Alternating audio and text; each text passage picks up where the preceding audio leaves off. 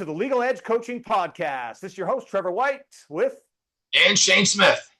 All right. Welcome to today's show. Today's conversation is going to be centered around the conversation of being.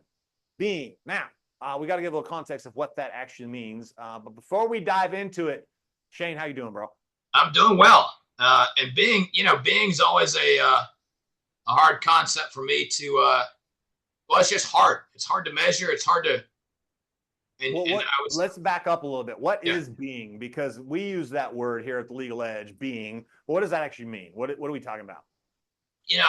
I see it as almost three parts, right? One, a connection to God. Two, sort of a sense of purpose, which I think is better when you've got a good connection with God. Mm-hmm. And then three, I think meditation or connection to yourself is sort of that third component. And I think each one of them plays a part in it, but it's also, I'll say a connection to yourself, right? And that's sometimes something I struggle with is what does that really mean? Right? How do you dig into that? So that's what it means to me. Yeah, well, and it is, and it's honestly like everything we do here. Like we have conversations about business, right? About your firm, about growing, and that's a big part of it. But what I came to understand is that if I only focus there, right? We talked about this in other shows. Like if I only focus there, I end up neglecting the other areas of my life, and then my whole world comes crumbling down, right? So it's like this weird place because I've been able to identify that if you can connect this connection to yourself, this connection to God, the connection to your purpose, if you can connect and really figure that out, you can actually build a better business, right? Everything else kind of works. So everybody's a little different, but I have found that the being domain, this connection, that whole conversation, this pillar of being is like the cornerstone for me. Yeah. Right. Not everybody's that way, but it is for me, because if I feel lost and confused and or angry or frustrated, and I don't feel like I know what I'm doing, and I feel like I've kind of lost sense of who I am, everything else falls apart. Yeah. Well, and that's why I talk about that sense of connection and purpose, right? Because I believe that part is huge. I think a connection with God and certainty helps with all of that sense of purpose. But if you're not committed to your purpose, I think in the legal industry, your clients shift over to files. You stop seeing the people.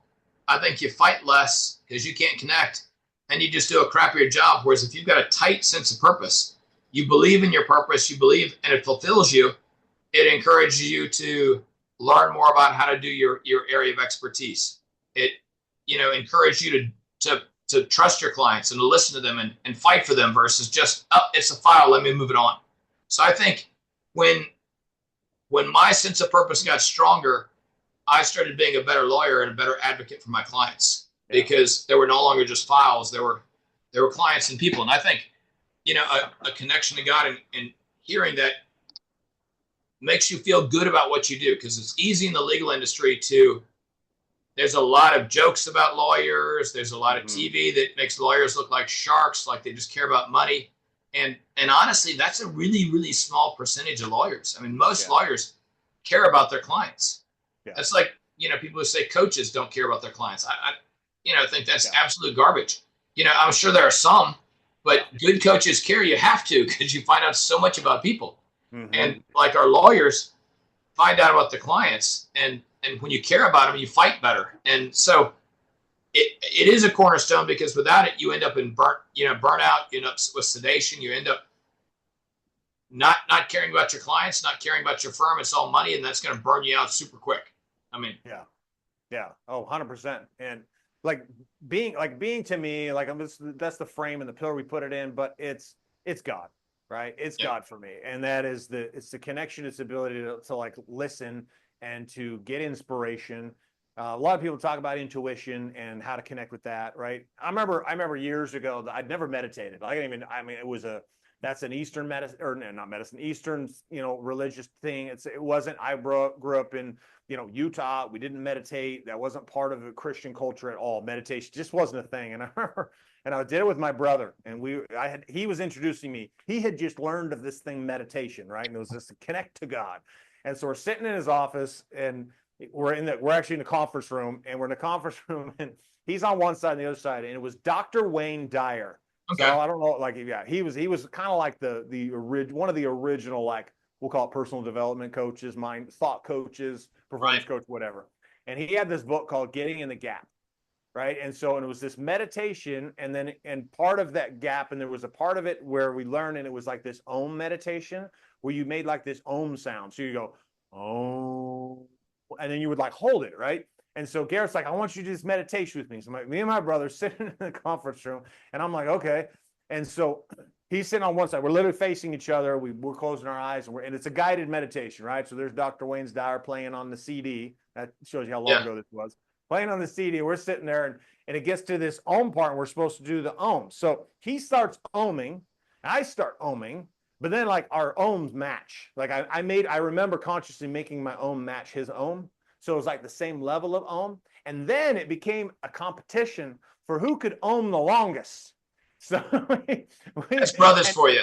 oh, it totally is. And so we're doing the Ohm, and we're going to where literally, you know how you get to the end of a voice, you don't have anything, you're like out of Yeah. air, you're like, like it's literally getting to that. So you guys are no longer meditating. Now you're competing. Oh, there was no meditation. It never even started as meditation because I felt foolish. Right? Yeah. I felt so dumb. I'm like, what the heck is this? What are we doing here? And I'm like, I didn't know. I didn't understand. Right? I was ignorant. And that time I was very ignorant to why that would even matter, to slow down for 2 seconds and Yeah. give myself a chance to think and to process information. Because when I look at connecting to God, a lot of time it's pulling yourself out of the flow for a second, like the fast lane. It's like But, out of the grind. You and, have to pull yourself out because yeah. you can't, in it, you can't see. In it, all you see is what you see. And the word you use, slow down, right? Because that's a huge issue I've struggled with in the past. And when I talk to people about meditation, a lot of them would be like, well, you just got to find your own style of meditation, right? And some of them are like, just listen to music and listen to all these things. And, and I heard some people say, if you do martial arts, just do the forms. That can be a type of meditation and all this stuff. And I struggled with this for a long time because just sitting there quiet, for 20 minutes, that seems impossible to me. Right. I struggle with that's like, I just start thinking about the day, thinking about whatever. And one time when thoughts would pop in and I would have ideas, I would write them down. And then somebody's like, well, that's the wrong way to meditate. Now you're not in the zone. Right. And I figured out for me, I don't need a bunch of distractions when I try to meditate. Right. Yeah. So music's got too much words in it. That's bad. If it's, if there's a bunch of noises outside, that's like for me, I like to walk in the morning and have my talk to God before everybody's awake. If I wait till 9, 10 o'clock when there's a bunch of traffic on the road, it's going to crumble. If my wife is up and moving around and comes inside the room, it's not going to work that day. So I've struggled with meditation. Because I had to figure out what it meant for me. Sweet spot? What's your sweet spot of meditating now? Like what for you? Like when it hits, when it lands and it works. Yeah. What's like what is that kind of? Usually, for me, it's a slow walk outside pre-dawn. I'm talking to God out loud. To me, that's my commune with God kind of time, right? Now I can take sort of a refresher meditation where I'm just trying to close my eyes and relax and recharge a little bit. And that's usually just quiet, something with no words, a little bit of music there. But like when I'm actually trying to have a conversation with God, it's got to be like, no, I don't do any music at all. Right.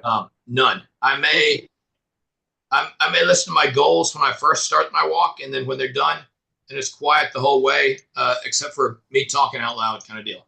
Yeah. Like a crazy person by myself. Yeah, exactly. You're the guy on the side of the road. They're like, who the hell is that nut job? Right? It is. Yeah.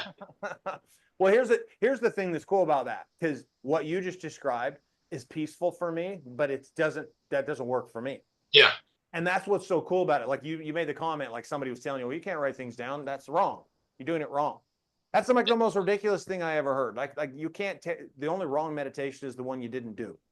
Yeah. Right. Because for me, the perfect formula of meditation is actually having music. Right. And there's a couple playlists I play that have specific songs. There was an event you and I were both at like 4 or 5 years ago. I don't know. It was a while ago in Las Vegas at whatever. It was at the Warrior Con. Yeah. Whatever it was. So do you remember the meditation music that was played from stage when we did a meditation as a group? Do you remember it? I don't even know if I remember it. It was so weird. It was the Yeah. weirdest song, and it was like high pitched and kind of, it was like an Oh old, yeah, yeah, yeah. and it did this. But and at the time, I was like, oh, this is crazy. I can't really get into it. But I actually fell in love with that music. Like Well, for some reason, it does something harmonically to me. So like my perfect scenario is actually to just go. I've got a little chair, a little swinging chair that hangs like a whatever, and I sit in that chair. I'll play that music, and yeah, that in 20 minutes in my I'm able to relax to like this. And I don't ever really fall asleep. Like I don't ever take a nap. Like I don't ever, but I'm to this state that I'm so rested. And I could, dude, I could be tired as hell. I could have had a day that was just a day of all days, and like 2 in the afternoon.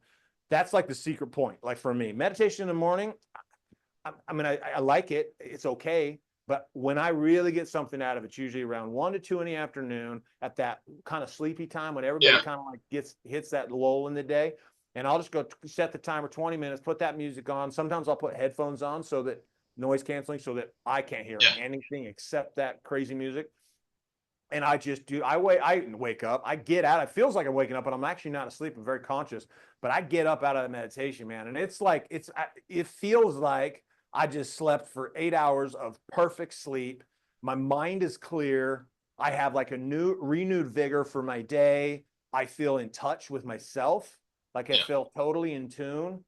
Things that frustrated me or were frustrating me that day, they've been processed. Like I've found solutions to them. Like I've had or downloads in that environment so many times.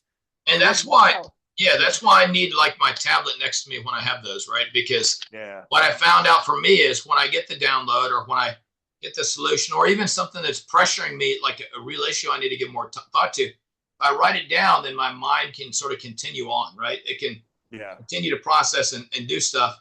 Whereas if I don't write it down for me, I get in this loop, right? yeah, Either this loop and anxiety, like I'm going to forget what my idea was or how it got handled, right, or it's just going to compound and get worse. Whereas if I can write it down, I can let go then, and it can yeah.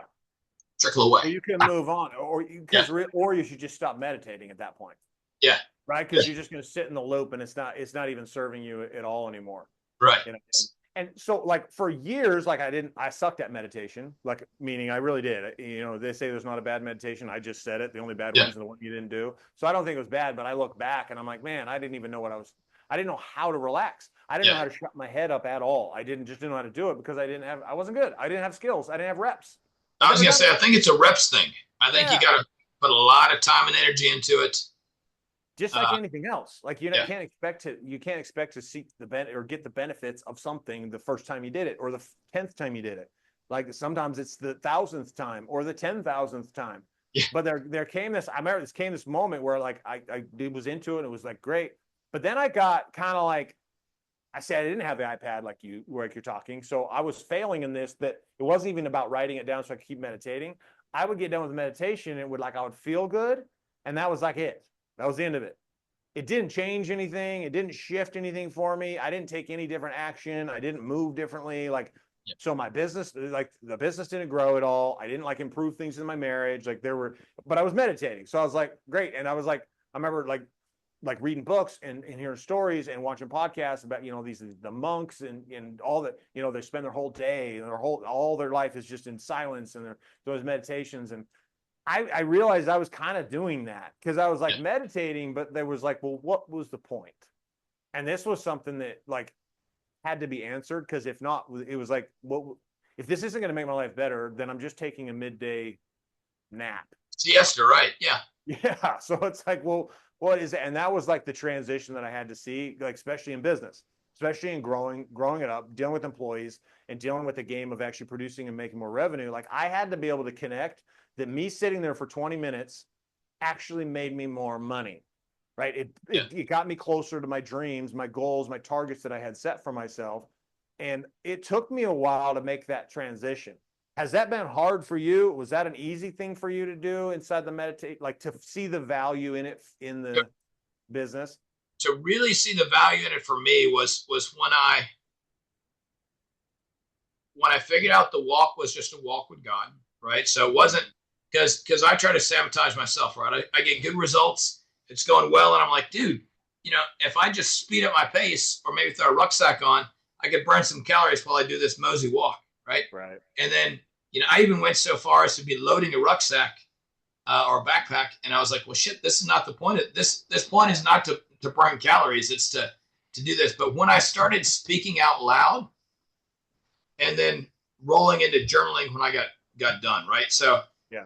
Listening to my goals at the beginning of the walk, then do the walk while talking out loud, and then rolling into journaling. That worked well for tying it all to business for me. Yeah. Because, and like you say, it's hard to connect it. When I was doing, lay on the floor and just listen to music, that was tough for me. And everybody says like to recharge. The recharge wasn't translating into more money for me. Yeah. Usually. Or people would say, well, it's to take this issue and just let it go so you can concentrate on other stuff.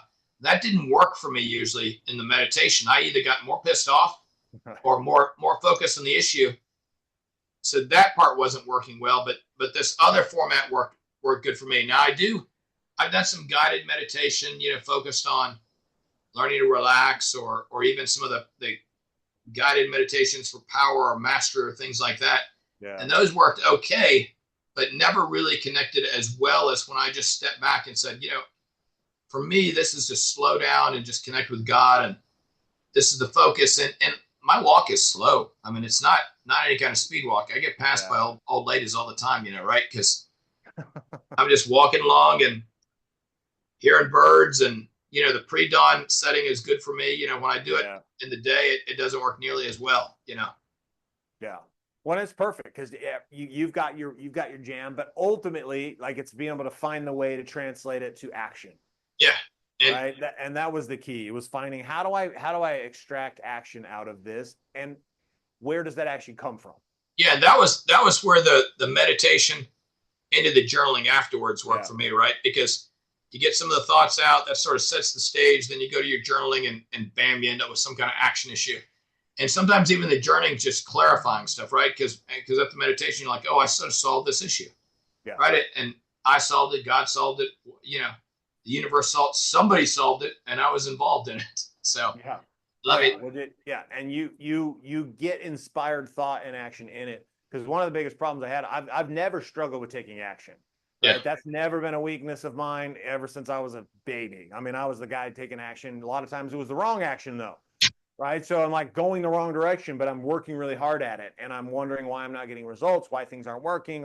But I was never that person. Right. And if you're that person, you got a whole nother set of issues you got to deal with first. Because if you can't take action and you're the lazy guy who just won't take, okay, well, this meditation is not going to help you. You probably don't need to meditate right now. You need to get your ass up and go to work. But if you already have the go to work, and all of our listeners, like, I guarantee they're that version. Right? They're the ones who are already taking the action. So action was good, but what I needed was something to steer me better than me. I'm an idiot. Like, I do a lot of stupid shit if I'm left to my own devices, if I don't allow myself to process the thoughts and to do something about it, right? So there had to be a communion with God, because that was the only thing I could understand that knew more than I did. Right, that could see the path. And my visual that I always got was, I'm sitting on the road and I can see up to the next corner.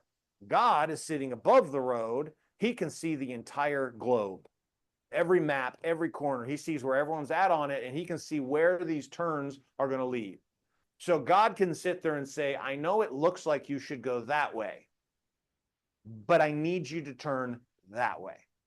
And the problem is, when I'm sitting in the road and he says to turn that way, all I see is a bunch of bushes. I'm like, what do you mean turn that way? There's nothing to turn down there. But see, what I didn't see, because of where I was sitting, my vantage point was that the bushes actually were like separated a little bit, and there was a gap in between he was telling me to go through. But I couldn't see it, right? So it's like, that was how my narrative, my mind started thinking about the inspiration and thought, and why it even mattered that I received inspiration from God. Why it mattered when I created game plans, that I allowed my intuition to open up, and I allowed myself to connect and to hear and to see these things. And then I had to get real comfortable with the fact that sometimes when I received an inspired thought and I would take an action, that didn't mean that was the end action. That just meant that was the action for today. Yeah. Right. That meant that's what I needed to do today to uncover what needed to happen tomorrow. and then I would do that again, right? The easiest way that I've illustrated this is that it's like cones. I'm going to imagine standing there, and you got this wall on the side of you. There's this big wall on the right side of you, and you can't see over. It's like 10 foot tall. There's a big wall, big brick wall on the side of you. Another left side, big brick wall. So you're standing, it almost looks like a hallway. You're looking down, and all the way down there is a blue cone, right? You got this blue cone that's sitting there, and God, you meditate, you're doing your thing, woosah, whatever it is, you get an inspired thought. And the inspired thought is, you know what, Trevor, I need you to go to the blue cone.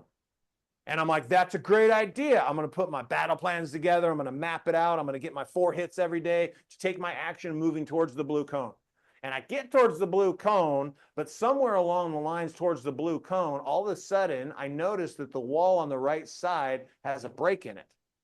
And I'm all, oh, it's not a solid wall that goes all the way down. So, but I'm still going to the blue cone, right? So I get closer to this break in the wall, and I get there, and I get to the break in the wall, and I look to the right, and all of a sudden I see a yellow cone. And I see this yellow cone, and I'm like, oh, there's a yellow cone. That's interesting. But I look forward, and I'm like, but God, you told me to go to the blue cone, right? And then God's like, yes, I did. But now I need you to go to the yellow cone. And I'm sitting there, and I'm like, wait a second, God, I'm confused. See, I remember meditating, woosah, and then you told me to go to the blue cone. I remember that, and I'm doing what you told me to do, God. I don't get it. Why are you telling me to do something different? Is that you, God? God, are you the one telling me to go to the yellow cone, or is that Satan? Am I hearing a demon angel speaking to me now? Is that what's happening? So then I start to get confused, right? I start to get confused. So now in this place, I'm like, shoot, maybe I need to meditate even more. So I'm going to meditate some more. I get there and I meditate, and I'm like, okay, boom, boom. And finally, God says, hey, let go of the blue cone. Yeah. I only needed you to go to the blue cone so that I could get you into a position to see the yellow cone. Because if I had told you to go to the yellow cone at the beginning, you didn't see the yellow cone, you wouldn't have known where to go, and you would have sat there saying, there is no yellow cone. And Yeah. so I needed to get you to take action. This little analogy has, dude, I've thought about this like a bajillion times. Because sometimes when I meditate, when I'm inspired, when I get really connected to me, my soul, my purpose, and I find this, and then I try to translate it to action, sometimes I take the action and it feels great. It feels right. And then all of a sudden it's not. Then I have a different experience, right? And this sometimes happens in a week. Sometimes this happens in a year, right? I'm going one direction for an entire year, and then all of a sudden there's a thought that I'm given in a meditation. I'm given in this clarity, this walk and talk with God. And he's like, hey, go this way. And I look over and I'm like, well, that's scary. I don't understand that way. Why am I being told to do that? Right? If you think about you and I with Legal Edge, that was a conversation I shared with you. Yeah. I reached out to you and I literally said, I'm all, bro, I don't know why I'm even sending you this. Yeah. No. Other than God told me to. Well, and I was going to say, and I think we've got to be in the right spot at the right time to hear the message, right? And Yes. and when I look at it, I look at a lot of times I think of God as the father and me as the son, and I look at how I am with my own children, and a lot of times I tell my kids stuff and they don't understand what it is, right? Sometimes I can explain it to them, sometimes I can't. Sometimes I'm thinking 3, 4, 5 moves down the line, and they're not. They're thinking about today or this weekend or next month even or whatever, and that's how I think it works a lot of times with us, right? And you don't know why the hell you're doing whatever. And like you say, sometimes God tells you to do stuff. Sometimes I think they put you in a spot just so you're there, right? So, like you say, you move down to see the blue cone. Well, now there's an opening to go to the yellow cone. You're in a new spot where it makes sense now, or that opportunity is there. I mean, even sometimes I think about how in the world did me and my wife get together? And you look at all the things. I mean, we were at 2 different colleges our freshman years, and somehow we both transferred to a different college, met each other, and got together. I mean, it makes no sense. I mean, why would either one of us transfer back out, to that school? Yeah. And then me being in the right frame of mind and her being in the right frame of mind to want to date with each other, and bam, it's all the things that had to happen to put you here today. Yeah. Well, dude, you look at running a firm and how often this shows up. You'll come in as the firm owner. You're the visionary. You're the one that has the whole picture. And you go to an associate, or you go to a senior attorney, you go to an intake person, you say, hey, I need you to do this thing. Yeah. They have a vision of the thing, and they're like, okay, well, I don't do the thing, but I don't understand. Why are you telling me to do this thing? Yeah. Right. But you're already mentally 322 steps ahead of where the one little thing you're asking them to do. You already see the vision, the map, the whole thing. And that, I believe, is exactly the way it is with our own intuition, with God, Yeah. the voice inside of us. We're just being asked to surrender, realizing that, hey, our minds can get us so far. That's it. But if we'll surrender to the voice that's bigger than us, the one that aligns you and your wife, Yeah. that moves cosmos. Like I like to look at it like life is like an enormous chessboard, and God is the ultimate chess master. He's moving pawns and pieces all over the place on a dynamic of free will constantly to make sure certain things are in alignment based upon the choices you make, right? Because God aligned the opportunity for you and your wife to connect and to meet each Yeah. other, to create the life that you now have. No different than He aligned you right out of law school for your first job. Right. And then finally to step out and build your firm. Like all of that was in alignment, and there's an intuition leading you to something greater than you. And yeah, and even little pivot points, right? And you in your life, and you're like, wow, I mean, why was I with that person at that moment for them to say something that became a moment for me, right? Yeah. That a lasting impact, much bigger than just the one conversation. So, I mean, And here's the crazy part, Shane. You could literally, this conversation we're having, somebody can be listening to this, and I'm confident there is someone that's listening to this, probably more than one someone's, and they think we're crazy. They're like, you guys are a bunch of weirdos. You're a bunch of weird yahoos. This is not real. We just go live life. There is nothing there, or there is no intuition. This doesn't mean you guys are connecting dots that aren't connectable, blah, blah, blah. Right. So this comes down to the condition. If you are not creating a life for yourself to be able to even hear the voice, then you're right. To you, there is no voice. And you think life is chance. You think life just happens to you. You think there's just randomness in a life that exists, and that you going after what you want in life, you have no control because it's just random. Things are just going to happen, right? You have to create the vessel that is ready to hear it, right? It's ready to take the action, to go to the blue cone or whatever that is, the move, that next pivot, the move you need to make. If you're not spending time trying to hear it, and some people are going to say it's not God. They're going to say it's themselves, their own intuition or their own version. And, and we could get stuck on the what religion looks like. right? But I mean, I think somebody can easily, yeah, if you have the idea that everything just happens and you're a victim and you have no power, you're giving up all your ability to manipulate the future and change it yourself. Yeah. Well, So if we take out the word God, let's just take that out. For somebody who would be offended by that word, right? They're like, I don't believe in God. Okay, whatever. Intuition. I think everybody can agree they have intuition. So call it what you want. We'll call it intuition. If you don't spend time listening to your intuition, and then you think, right, like you're saying, you're a victim, life just happens, blah, blah, as a consequence, and you have no control. Your ability to accomplish the life you desire is almost zero. It's almost nothing. Like it is so almost nothing. It's like ridiculous. There's things that I have been knowing I have been told inside my intuition. Do not do that. Do not go there. This is not for you. Don't do it. But I still have free will, right? I'm not being forced to do oh yeah, it. no, So I can still do it if I wanted. no. Me and my wife used to when she would be in the firm, and her and I would hire everybody together. We would have interviews, both of us on here. We would talk to everybody. After a short period of time, we said we no longer tried to convince the other one that this person was a good hire, because what we figured out is like and I don't mean everybody makes bad hires. Okay, everybody hires somebody who just doesn't work out. But when you look at the really bad hires, the terrible ones, one of us always had the intuition. It's like, yeah, I didn't like that person. I don't think we should hire them. For whatever reason, that intuition. And when we didn't listen and we tried to convince, because I'm a good convincer, right? I can convince you that you're wrong and we should do this or that. And I can even convince myself, right?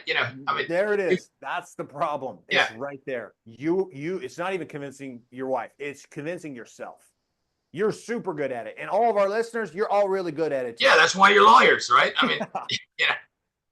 yeah. And you do that, and then bam, it goes to chaos every single time.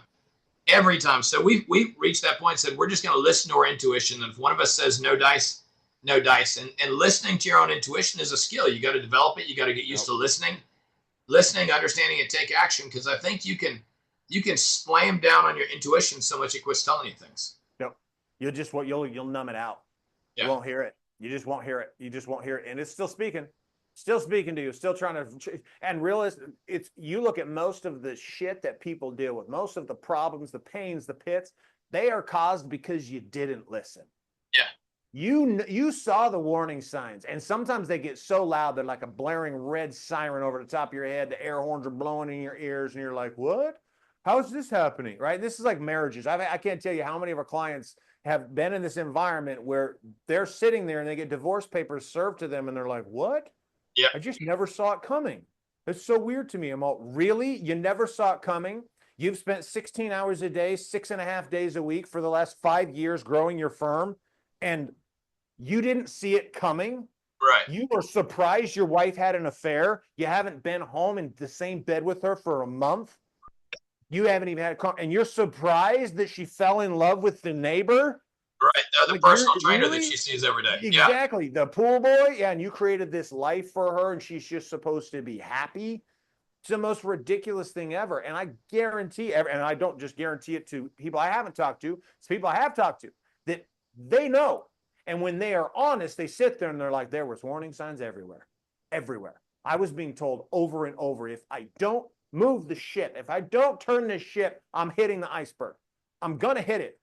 There was no, oh, I don't have time to hit or time to turn. No, they had plenty of time. What they did was ignored it, thinking that they could just somehow do it on their own with no inspired thought, no connection to the domain of being.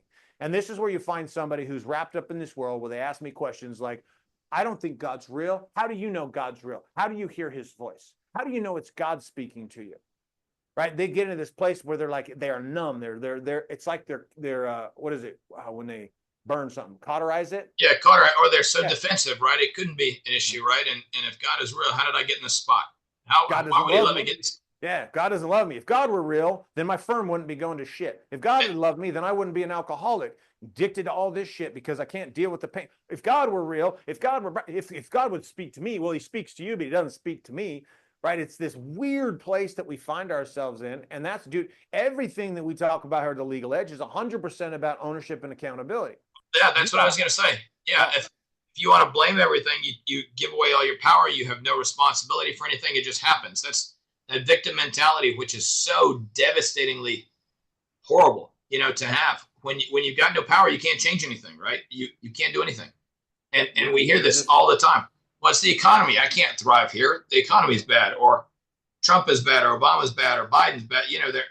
Or my state has tort reform. I mean, all these things on why you can't succeed, or the big firm has all the cases. I mean, I wasn't big in the beginning, and somehow I managed to build up, build the firm over time, right? Well, it wasn't. You don't have a magic wand? I was gonna say it wasn't big by saying, oh, I can't do this, or I can't do that, or I can't grow. That certainly wasn't the thought process. I mean, you couldn't even count this, so it's a dumb question. But like the amount of times has got to be staggering at which you made a decision to go somewhere and do something that didn't work. Oh, yeah. And you had to pull back, and you're like, okay, well, now what? And every time, I'm sure you got lucky sometimes, but every time that you rested on Shane alone, your own wisdom, skill, and knowledge, and you're the most amazing, and nothing else matters, and know my feelings, thoughts, that I don't connect. Every time you do that, there's a very high probability of failure. Now you're going in like you're going to Vegas, putting it all on black. Let's hope, spin the wheel. Let's see how. I was going to say, if one failure is going to define or limit your chances of success, you've got no chance, right? I mean, zero. I look at, I've had some big, huge errors I've made, right? I mean, in the very beginning, I expanded too quick, went into another county, the recession hit. My clientele was poor people accused of crimes, terrible ideal client during a recession. Yeah. And and it didn't work there, so that was a setback. When I tried to open up, went into a new practice area, dumped a ton of money and resources at the time, and had the wrong guy in charge of it, which I picked the wrong guy to put him in there, and he didn't do what I wanted to do. And I'm not sure it was the best practice area anyway, but that was terrible. That cost a bunch of money and time. Went into Did any of these little setbacks, any of these little problems along the way? Number one, if you quit at any point, then you do fail, right? Yeah. You don't achieve anything. But number two, those are the moments which actually become the greatest gift. Yeah. But they become the gift because it allows you to slow down, and it allows you to connect into and realize that, hey, there's something I'm missing. Right. And slowing down is, like I say, I struggle with that, right? Like a ton of people. Yep. I think I'm super busy. And I think there is when you're growing your business in particular, and even as lawyers, we get a double dose, right? There's this bragging rights about how many hours you can work. Right. Or, how busy you are. And I mean, trial lawyers have it. Lawyers have it, how many billable hours you can do. I mean, TV shows talk about it too, with lawyers working all this time. But the issue is we work all this and we never slow down and think. We never strategize. We never build up time to deal with an issue, to plan to solve an issue. We just solve it, right? Bam, let's do today's solution, which usually is about, let's relieve the short-term pain and we create long-term pain. Yep. That's all it does. That's all it does. So as we kind of wrap on this conversation of being today and how it relates, like I know we've kind of shot some fire at you in a lot of different directions on this, but it is a powerful conversation. And one thing I want you guys to all consider, inside of the being domain, there is a voice talking to you. Whether you hear it or not, that's up to you. I can't control that. Shane can't control that. We have absolutely nothing to do with whether or not you're going to hear the voice, not hear the voice. But there was a clear understanding and something that we preach from the mountaintops, that if you can connect to the voice inside of you, you will be able to save yourself countless hours of issues across your world, because this is the intuition, the voice inside of you that already knows. He knows don't hire that person. He knows don't spend that marketing dollar. He knows don't go to that place. He knows don't hire that client, or don't bring that client on. He knows that voice inside of you knows. And so it has to become a game where you find a systemized way to hear it, the voice. How do you hear the voice? And for me, it started with Dr. Wayne Dyer. This had been like 25 years ago, sitting there doing a weird meditation with my brother, which was not a meditation, but it was my first attempt at it, which evolved over time because I knew the importance of what it was. But I learned that importance because without it, I was an empty soul who lost everything. I lost my business. I lost my marriage. I lost my soul. I lost who I was. And then I had to spend all these stupid years that didn't need to exist this way. But I had to spend all of them just trying to figure out, who the hell am I? How do I hear that voice that I'm talking about today that I hear now every day? I'm led and guided by God every single day. I do it through a form of a stack, something we teach at the Legal Edge. I do it in the form of meditation. I do it in the form of walk and talks with myself and God every single day. This isn't something that's casual. It's not something on Sunday, right? Sunday is just another day that has the word day in it, right? It's not the only day that I connect to God. Connecting to God happens on that day and also Monday through Saturday as well. So my encouragement is to take a look at your world, right? Look at your game right now. What does God mean to you? When we say that word, when we say the voice inside of you, when's the last time you heard it? And what's something you could do? Like, what's one little thing you could do? Maybe go get the Dr. Wayne Dyer book, Getting in the Gap. It's a short read. You could read the thing in like an hour. I was going to say, my only thought on this issue is, one, it's going to take some reps, right? Because I was always jealous of the dude who I met. It's like, I have this great relationship with God, and I hear him talk about it. And I'm like, that's not mine. Yeah. I don't even, but looking at it, he had a much more reps. No different than I can't go to the gym and look at the guy who's all jacked and be a brand new beginner and think, well, why can't I bench press, 250 pounds? It's the same issue, but it's in the spiritual realm. And two, know that he's going to talk to you in a way that you can hear and receive. And that's not always the same way he talks to you, or he talks to that guy who is so spiritual head, or the priest or anybody else. He's going to talk to you in a way you can hear. And you need to listen in the way you can listen. That's what I would say. Yeah. And that took a while for me to even figure that out, right? it took some time because I kept trying to hear him the way other people would hear him, Yeah. and it didn't work for me. Yeah. Well, you hear people describe, well, this is what God said, and this is how it happened, and you're like, well, that's never happened for me. Well, Yeah. maybe I'm doing it wrong. Maybe I need to go try to do that thing and hear it that way. And it's like, no, no, no. I couldn't agree with you more, Shane. Like God will meet you where you're at. Wherever you're at, He'll meet you there. And the only thing I would say is he doesn't quit talking to you. You usually just quit listening, kind of like your kids quit listening to you, Tim, too. And you don't stop trying to be their dad or their parent. You talk to them, and at some point they come back, they circle back, and they do start listening to you, kind of deal. When it gets so bad, right? So my encouragement is don't let it get bad. Yeah. Make this shift and adjustment. Start to make these little simple disciplines a reality in your life, right? One deposit every single day into the being domain. Just one thing. What's one thing you can do every day so that you can avoid that thing? Because usually, Shane, when your kids listen to you, it's after shit's gone sideways. Usually. And they're like, oh, damn it, Dad was right. And now I've got to go listen to him. I got to humble myself, and I got to go back and get some advice from him because clearly he actually knew. Yep. Right. So we're just like them. We're just like the kids. We just got a different dad. Right. So as we wrap up today, we appreciate you guys being on the show. If you are got value from today's show, share the show up, share it with somebody else who you know might get value inside of this being conversation, inside of being an attorney in the legal field. And as far as any of our coaching is concerned, head over to legaledgecoaching.com. Find out how you can get involved there. Some of our programs there are very inexpensive to jump into the game. We've got free trainings. We've got all sorts of stuff over there. So head over to legaledgecoaching.com. And other than that, appreciate you guys being on today's show. Have a fantastic rest of your day. And I'll talk to you next week, guys.